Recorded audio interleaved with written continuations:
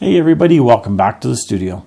So today I want to talk about the drive mode on your camera. Now, what's the drive mode? Well, let me start by saying you're going to hear me refer to it as motor drive. I know I will, I always do, because I was from the time when you used to push a button on your camera. If you wanted to film to advance, you would crank a lever, and if you were really advanced, you'd put a motor on the bottom of your camera and it would advance the film and reload the shutter, I guess you would call it, and allow you to take the next picture. But on digital cameras, it's called drive mode. So what the heck is it? Drive mode is determining when you push the shutter what the camera is going to do. Is it going to take one picture? Is it going to take a set of continuous pictures? Is it going to engage the self timer? What that does is considered the drive mode. Now, what the heck do they do? Well, the single shot's pretty straightforward. You push the button, it takes a picture. You lift your finger off the button, and you push down again if you want another picture. In continuous mode, you push the shutter button. It takes multiple pictures until you lift your finger off the button. In self-timer mode, you push the shutter button, and it engages the self-timer function. So what are they? Well, single is pretty straightforward. Single is single. Under the continuous mode, you're going to find yourself with several different selections. You're going to find yourself with a low speed, with a high speed, and possibly with a silent speed. Now, this is also dependent upon the camera manufacturer and the model of camera that you have. So the slow speed may go click, click, click, click. The high speed may go click, click, click, click, click, click. And the silent mode may be something in between, where the shutter and where the mirror does not make a lot of noise in between shots. Then you move into your self-timer mode. Self-timer mode usually has 1 to 3 different selections. The first selection is something about 2 seconds. The second selection is something about 30 seconds. And the third selection that you'll have is something where you can set the time yourself. So you can actually go in and you can say that I want the self-timer to go for 15 seconds, 18 seconds, 21 seconds before you take the picture. And then it will, once you push the shutter button, then it does its thing, takes a picture at that time, and then waits for you to do something else. So which mode is right for you? Well, it also depends upon what your focusing mode is that you're using. If you're using one shot focus, so you push the focus button or the shutter button down and it focuses once and that's it, I recommend that for most of those shots that you use the one shot on the motor drive. So what happens is you'll push the button down, it'll focus, it'll take a picture, and then you have to lift your finger off the shutter button, enable for it to focus and take another picture. Now, you can use the continuous mode with one shot focus. So what it will do is you push the shutter button down, it'll take a focus, and then when you go the rest of the way, it'll start taking pictures repeatedly. The problem is in this mode is if you're doing that, what happens is if you move or your subject moves, your first picture or your second picture or your first and your fifth picture, those all may be in focus. And then when somebody moves or something moves, then all of a sudden you're sitting there going click, click, click, click, click, click, and now you're getting out of focus pictures.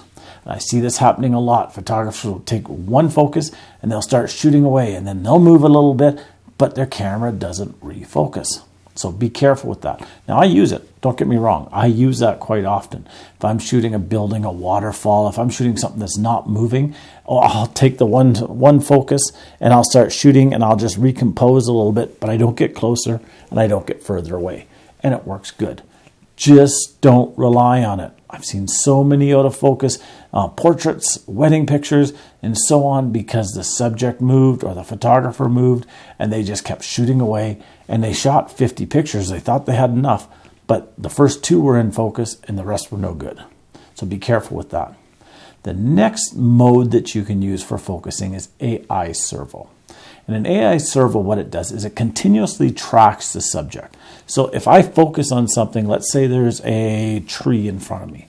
I focus on the tree, I take a picture, and it focuses on the tree. If I'm using continuous mode shooting, what it does is it goes click, click, click, click, click, click. I move a bit and it refocuses and then continues to take the picture. That works really well because if you move, the subject moves, or whatever, it'll stay in focus. But beware. If for any reason that focus point moves off of your subject, it will focus on whatever. And what I get so often is there's a bride, there's a groom, and the person will have a focus point, and they'll have the focus point on the bride, and then all of a sudden they move over just a little bit and it focuses on something way behind the bride and the groom. And all of a sudden they're shooting away and you hear their camera going click, click, click, click, click, click. They're taking tons of pictures, but they're focusing on the tree a mile behind the bride and groom, or they're focusing on a bush in front of the bride and groom, or anything like that. So beware.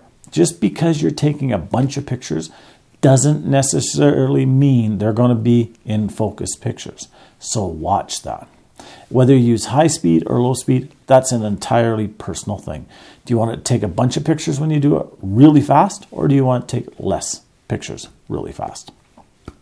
Silent mode is just that. It's more quiet. It's not silent. Now, maybe on a mirrorless camera, it's silent, but it's not on a DSLR. So beware of that. Now, self-timer mode. We all know self-timer modes. Self-timer modes is the number one way to get stupid pictures. You set your camera up on a tripod, you get everybody arranged in front of the camera, you push the button, you all get back, you see the little light start flashing away, and people go, come on, take a picture, come on, take a picture, come on, take a picture, come on, take a picture. Just when you don't think it's going to take a picture, everybody goes like this, and it takes the picture. But self-timer mode is so much more than that. There are so many things that you can do with self-timer mode, not just the personal portraits where everybody is looking stupid. First thing is, the 2-second self-timer mode is great when you're doing long exposures and you don't want to move the camera. So you set it on 2 seconds, you push the button, you let go of the camera.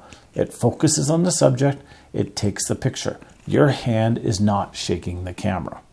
I especially like the 2-second mode when I'm doing astrophotography and longer exposures. I push the button, it counts down, I step back, it goes click. I can walk away if it's a 30-second or 20-minute or whatever exposure, and I'm not shaking the camera. So the self-timer mode, the 2-second one works great for that. The 30-second one, yeah, okay. It gives you 30 seconds. Honestly, unless you're trying to run into the picture, I don't have much use for it myself. The variable timer one, I find that is actually just as good as well. What I've done with that is if I'm doing any painting with light, and I'm doing a long exposure, I can set it so that it goes for a minute. And I push the shutter button and it will count down for a minute. Gives me time to pick up some lighting equipment and go into my picture and get ready for it to take the picture. And when it takes the picture, I can start painting with light. So that self-timer function I find is quite useful.